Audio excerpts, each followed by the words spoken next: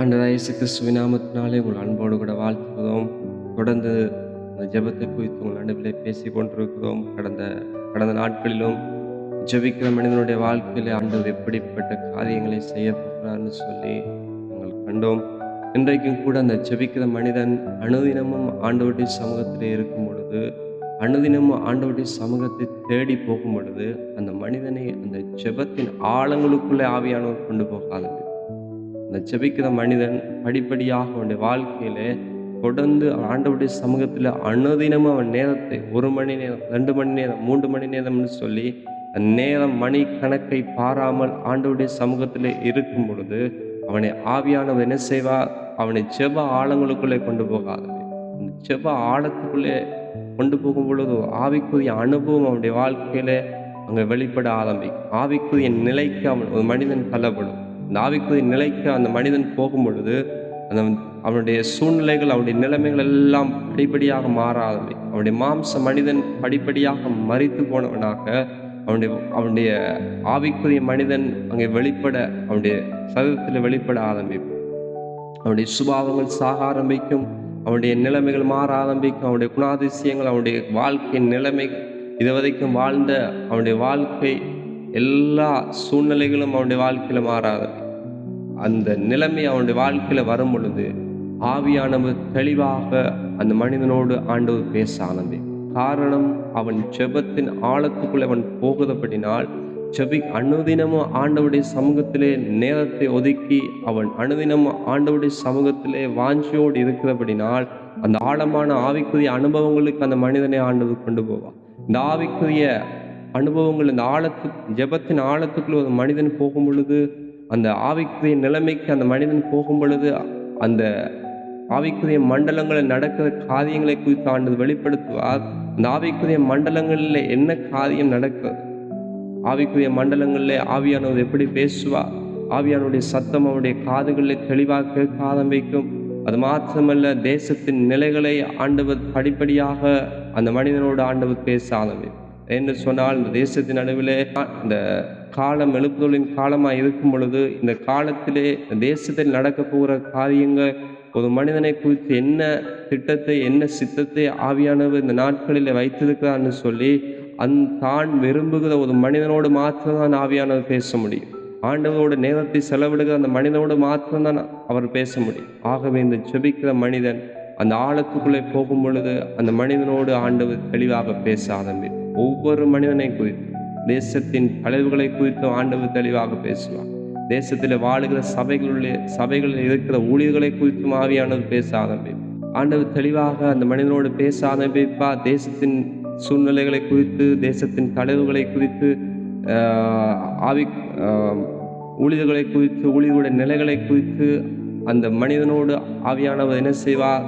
தெளிவாக பேச ஆரம்பிப்பார். அந்த மனிதன் என்ன செய்ய வேண்டும், அந்த மனிதனுடைய வாழ்க்கை இன்றைக்கு எப்படி போய்கொண்டிருக்குதுன்னு சொல்லி அந்த மனிதனோடு ஆண்டவர் பேச ஆரம்பிப்பார். அது மாத்திரமல்ல, ஆவிக்குரிய மண்டலங்களில் என்ன காரியத்தை ஆண்டவர் செய்து கொண்டிருக்கு, ஆவிக்குரிய மண்டலங்களில் தூதர்களுடைய சேனைகள் எப்படி செயல்படுகிறது, ஆவிக்குரிய மண்டலங்களில் நடக்கிற காரியங்களை, அங்கே பிசாசுடைய சேனைகள் எப்படி இந்த தேசத்துக்கு விரோதமாய் செயல்படுகிறது, இந்த தேசத்தின் நடுவில் எப்படிப்பட்ட கிரியைகள் நடந்து கொண்டிருக்குதுன்னு சொல்லி அந்த ஆவிக்குரிய ஆழங்களிலே வாழுகிற மனிதனோடு தான் ஆண்டவர் தெளிவாக பேச முடியும். சாதாரணமாக ஒரு ஜெபிக்கிற மனிதனோடையோ, நான் ஜெபிக்கிறேன்னு சொல்கிற அந்த மனிதனோடு இந்த ஆழங்களுக்குள்ளே ஒரு மனிதனை ஆண்டவர் கொண்டு போக முடியாது. அனுதினமும் ஆண்டவருடைய சமூகத்தில் நேரத்தை செலவிடுகிற அந்த மனிதனோடு தான் ஆண்டவர் தெளிவாக பேச முடியும். ஆகவே தானியேல் தீர்க்கதரிசியோடு ஆண்டவர் தெளிவாக பேச ஆரம்பிக்கிறார். ஆவிக்குரிய மண்டலங்களில் நடக்கிற ஒரு யுத்தத்தை குறித்து தெளிவாக ஆண்டவர் பேசு. அங்கே அவன் தேசத்தின் நிலைகளை கண்டு, தேசத்தின் சூழ்நிலைகளை கண்டு ஆண்டவருடைய சமூகத்தில் இருக்கும் பொழுது அங்கே அவனுடைய பலன் இல்லாமல் போக மட்டும் ஆண்டவருடைய சமூகத்தில் இருந்த ஒரு மனிதன் தானியேல் தீர்க்கதரிசி.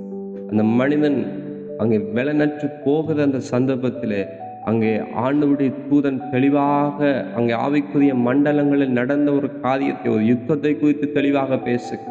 இதெல்லாம் எப்படி ஆகும்னு சொன்னால், அந்த மனிதன் ஜெபத்தின் ஆழத்துக்குள்ளே போனபடி அனுதினமும் ஆண்டவருடைய சமூகத்தில் தன்னுடைய ஜீவனையும் பாராமல் தேசத்துக்காக உத்தரவாதம் எடுத்து செபித்தபடினால் இந்த ஆவிக்குரிய மண்டலங்களில் நடக்கிற காரியங்களை குறித்து அங்கே தெளிவாக அங்கே அங்கே அவன் அறிந்து கொள்ள முடிந்தது. அதே போலதான் எசேக்கியேல் தீர்க்கதரிசி. எசேக்கியேல் தீர்க்கதரிசியோடு ஆவியானவர் ஆவிக்குள்ளாக எசேக்கியேல் தீர்க்கதரிசியை ஆண்டவர் மாற்றும் பொழுது அங்கே 3 கடக்கக்கூடாத ஆழங்களுக்கு அவர் கொண்டு போகும். கணுக்கால் அளவு, முழங்கால் அளவு, இடுப்பளவுன்னு சொல்லி 3 ஆழங்களுக்குள்ளே அவர் கொண்டு போய் 4வது ஒரு நீச்சல் ஆழத்துக்குள்ளே, அவன் எழுந்திருக்க முடியாத ஒரு ஆழங்களுக்குள்ளே அந்த மனிதனை ஆண்டவர் கொண்டு போக, அந்த தேவ மனிதனை என்ன செய்த அந்த எழுந்திருக்க முடியாத அந்த ஆழத்துக்குள்ளே அவனை கொண்டு போகும் பொழுது அவனுடைய சுயம், அவனுடைய பெருமை, அவனுடைய காரியங்கள் எல்லாம் என்ன செய்யும்? சாக ஆரம்பிக்கும். அந்த மனிதனாலே சாதாரணமான மனிதனாக வாழ முடியாது. அவன்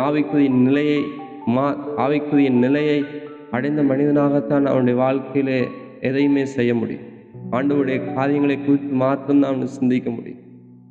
ஆகவே அனுதினமும் இன்றைக்கு ஆண்டவருடைய சமூகத்திலே நேரத்தை ஒதுக்கி இந்த ஆழங்களுக்குள்ளே போக எங்களுடைய இருதயத்தை திருப்பிக் கொள்ளணும். செபிக்கிறத மாத்திரமல்ல, ஏதோ கடமைக்கு இன்றைக்கு நாங்கள் ஆண்டவருடைய சமூகத்தில் நாங்கள் ஒப்பு கொடுத்துட்டோம், ஆண்டவருடைய தேசத்துக்காக 1 மணி நேரமாக நாங்கள் செபிக்கிறோம்னு சொல்லி மாத்திரம் இன்றைக்கு நின்று விடாதபடிக்கு அனுதினமும் ஆண்டவருடைய சமூகத்தில் இருந்து ஆண்டவன் தேசத்தை குறித்து தான் ஆண்டவருடைய நோக்கம் என்ன, ஒரு மனிதனை குறித்து ஆண்டவருடைய தேவ சித்தம் என்ன என்று சொல்லி அதை அறிந்து கொள்ளத்தக்கதான ஒரு வாஞ்சி உள்ள இருதயத்தை இன்றைக்கு நாட்களிலே இதை கேட்டுக்கொண்டிருக்கிற நானும் எங்கள் இருதயத்தில் கொண்டு வர வேண்டும். ஒரு சாதாரண மனிதனாக அல்ல, ஒரு ஆவிக்குரிய மண்டலங்களை அசாதாரணமான காரியங்களை செய்கிற ஒரு தேவ மனிதர்களாக இன்றைக்கு வாழ ஆரம்பிக்க நானும் நீங்களும் இன்றைக்கு எங்களை ஒப்புக்கொடும். ஒரு மனிதன் அபிஷேகத்தை பெற்றுக்கொண்ட ஒரு மனிதன், ஆவிக்குரிய ஆழங்களுக்குள்ள இருக்கிற மனிதன், இந்த தேசத்தின் நடுவில் அவன் போகும் பொழுது அந்த மனிதனுக்கு விரோதமாக எந்த காரியம் வந்தாலும் அந்த மனிதனோடு ஆண்டவர் கிரியைகளை செய்ய ஆரம்பிக்கும். அந்த மனிதனோடு ஆவியானவர் என்ன செய்வார்? பேச ஆரம்பிக்கும். அந்த மனிதனை யாராலும் என்ன செய்ய முடியாது? தடுத்து நிறுத்த முடியாது. எந்த அரசியல்வாதியாலேயோ எந்த தேசத்தின் தலைவர்களாலேயோ அந்த மனிதனை தடுத்து நிறுத்த முடியாது. காரணம், அவன் செபத்தின் ஆழத்துக்குள்ளே அவன் வாழுகிற மனிதனாக இருக்கிறபடினாலே அவன் நடக்கிற இடமெல்லாம் ஒரு அற்புதம் நடக்க ஆரம்பிக்கும். அவன் நடக்க இந்த தேசத்தின் நடுவில் அவனை கொண்டு பெரிய காரியங்களை ஆண்டவர் செய்ய ஆரம்பிக்கும். தேசத்தின் அரண்களை ஆண்டவர் என்ன செய்வார்? அந்த மனிதன் நடந்து போகும் பொழுதே தேசத்தின் சூழ்நிலைகள் மாற ஆரம்பிக்கும். சத்துருடைய கோட்டைகள் உடைந்து விழ ஆரம்பிக்கும். காரணம், அவன் ஆவிக்குரிய மண்டலங்களே வாழுகிற மனிதனாக இருக்கிறபடினா, அந்த செபத்தின் ஆழத்துக்குள்ளே அவன் வாழுகிற மனிதனாக இருக்கிறபடினாலே அந்த மனிதன் தேசத்தின் நடுவில் எங்கு அவன் நடந்து சென்றாலும் அவனை கொண்டு ஆண்டவர் பெரிய காரியங்களை செய்ய முடியும். அவன் நடந்து போகும் பொழுதே ஒரு அற்புதம் தேசத்தின் நடுவில் வெளிப்பட ஆரம்பிக்கும். தேசத்தின் நடுவில் எங்கெங்கெல்லாம் இந்த சத்துருடைய கோட்டைகள் ஆதிக்கம் செலுத்துகிறதோ, எந்த வீதிகளிலே தேசத்தின் அங்கே பிசாசானவன் அங்கே தேசத்தினுடைய நிலைகளை கரைப்படுத்தி வைத்திருக்கிறானோ, அந்த இடங்களுக்குள்ள இந்த ஆவிக்குரிய நிலைகளில் வாழுகிற அந்த மனிதன் நடந்து போகும் பொழுதே அந்த இடத்துல ஒரு சுத்திகரிப்பு நடக்க ஆரம்பிக்கும். அந்த இடத்துல ஒரு விடுதலை கடந்து வர ஆரம்பிக்கும். காரணம், அவன் ஆவிக்குரிய மண்டலங்களில் வாழுகிற மனிதன். இவ்வளவெல்லாம் ஆவியானது இன்றைக்கு எங்களுடைய நாட்களில் எனக்கும் உங்களுக்கும் அவர் எங்களை கொண்டு செய்ய அவர் ஆயத்தம் உள்ளது. தான் தெரிந்து கொள்ளப்பட்ட பாத்திரங்கள் நடுவில் இப்படிப்பட்ட ஒரு மகிமையான காரியங்களை செய்ய அவர் ஆயத்தப்படும் பொழுது அவர் பட்சபாதம் பார்க்காத தெய்வம். ஒவ்வொரு மனிதனும் ஆண்டவருடைய சமூகத்தில் வந்து நிற்கும் பொழுது ஒவ்வொரு மனிதனையும் ஆண்டவர் கொண்டு இன்றைக்கு எடுத்து பயன்படுத்த அவர் வாஞ்சியாயிருக்கு. ஆகவே இது சாதாரணமாக ஒரு மனிதனை கொண்டு மாத்திரமல்ல, ஒவ்வொரு மனிதனும் ஆண்டவருக்கு தேவை. அதுதான் வேதத்தில் சொல்லப்படுகிறது. தாமதிக்கிறார் என்று சிலர் எண்ணுகிறபடி கர்த்தர் தமது வாக்குத்தத்தத்தை குறித்து தாமதமாயிராமல் எல்லாரும் மனம் திரும்ப வேண்டும் என்பதற்காக அவர் நீடிய பொறுமை உள்ளதவனாயிருக்கிறார். ஒரு மனிதனை மாத்திரமல்ல, எல்லாரும் மனம் திரும்ப வேண்டும் என்று அவர் நீடிய பொறுமை உள்ளதவனாயிருக்கிறார். இன்றைக்கு வாழுகிற மனிதர்கள், இன்றைக்கு வாழுகிற ஆவிக்குரிய சபைகளுடைய தலைவர்கள், ஊழியர்கள், இல்லாவிட்டால் விசுவாசிகள் இன்றைக்கு சொல்லுகிற காரியம் என்ன? ஒரு மனிதன் கெட்டு போகும் பொழுது, ஒரு மனிதன் அழிந்து போகும் பொழுது அவன் செய்த காரியத்துக்கு தான் அவனுடைய பலனை இன்றைக்கு பெற்றுக்கொள்ளுகிறான்னு சொல்லுகிற நிலை. இன்றைக்கு இதெல்லாம் அவனுடைய வாழ்க்கையிலிருந்து மாற வேண்டும்னு சொன்னால் அவன் இந்த ஆவிக்குரிய நிலையிலே வாழுகிற மனிதனாய் வாழ வேண்டும். ஆகவே எல்லாரும் மனம் திரும்பணும். எல்லா பிள்ளைகளும் எல்லா சனங்களும் அங்கே ஆண்டவருடைய சமூகத்திலே வர வேண்டும் என்பதுதான் ஆண்டவருடைய பெரிய நோக்கம். ஆகவே ஒவ்வொரு மனிதனுடைய வாழ்க்கையிலையும் ஒவ்வொரு மனிதனுடைய வாழ்க்கையை கொண்டு ஆண்டவர் பெரிய காரியங்கள் இந்த நாட்களை செய்ய அவர் வாஞ்சியாக இருக்கு. ஆகவே தொடர்ந்து நாங்கள் ஜெபத்திலே அதிக நேரம் நாங்கள் நேரத்தை செலவிடும். ஜெபிக்கிற மனிதனுடைய வாழ்க்கையில அவ்வளவு பெரிய மகிமையான காரியத்தை ஆண்டவர் செய்ய வாஞ்சியாக இருக்கும் பொழுது அந்த ஆழத்துக்குள்ளே கொண்டு போய் அந்த தேசத்தில் நடக்கிற காரியங்களையும் தேசத்தின் சூழ்நிலைகளையும் ஆண்டவர் மாற்ற ஆயத்தப்படும் பொழுது இன்றைக்கு நானும் நீங்களும் தாமதமாக இருக்காதபடி எங்களுடைய நிலைமைகளையோ எங்களுடைய காரியங்களையோ குறித்து அதிகமாக சிந்திக்காதபடிக்கு இன்றைக்கு ஜெபத்தோடு கூட ஆண்டவருடைய சத்தத்தை கேட்க ஆரம்பி. அந்த ஆழங்களுக்குள்ள என்ன இருக்கிறது, அந்த ஆழத்துக்குள்ளே ஒரு மனிதன் போகும் பொழுது என்ன காரியம் நடக்கும், அந்த ஆழத்துக்குள்ளே ஒரு மனிதன் கடந்து போக போக போக அவனுடைய வாழ்க்கையில் ஒரு மகிமை வெளிப்பட ஆரம்பி. அவனுடைய வாழ்க்கையில் ஒரு அபிஷேகத்தினுடைய ஊற்று பெருக்கெடுக்க ஆரம்பி. ஒரு ஆழத்துக்குள்ளே அவன் கடந்து போக போக போக போக ஒரு அக்கினி அபிஷேகம் அவனுடைய வாழ்க்கையில பற்றி கொழுந்து விட்டு பற்றி எரிய ஆரம்பி. அவன் கடந்து அந்த ஆழத்துக்குள்ளே கடந்து போக போக போக அவனை கொண்டு இந்த தேசத்தின் நடுவில் ஒரு எழுப்புதல் அக்கினி பற்றி எரிய ஆரம்பி. காரணம் அவன் ஆவிக்குரிய மண்டலங்களை வாழுகிற தேவ மனிதனாயிருக்கிறபடினால் அவன் கடந்து போகிற தேசத்திலே அவன் பிரயாணப்படுகிற பிரதேசத்திலே அவன் வாழுகிற அந்த கிராமத்திலே அவனுடைய மாவட்டத்திலே அவனுடைய மாகாணத்திலே அவனை கொண்டு ஒரு எழுப்புதலாக்கி இந்த தேசத்தின் நடுவிலே பற்றி எறிய ஆரம்பி. இந்த ஆவிக்குரிய மண்டலங்களுக்குள்ளே அந்த ஆழத்துக்குள்ளே இன்றைக்கு கடந்து போக ஆரம்பிப்போம். இன்றைக்கு என்னை உங்களையும் கொண்டுதான் தேசத்தின் நடுவிலே ஆவியான பெரிய காரியங்களை செய்ய வாஞ்சியோடு இருக்கிறபடினாலே அந்த ஆழத்துக்குள்ளே இன்றைக்கு கடந்து போகும்.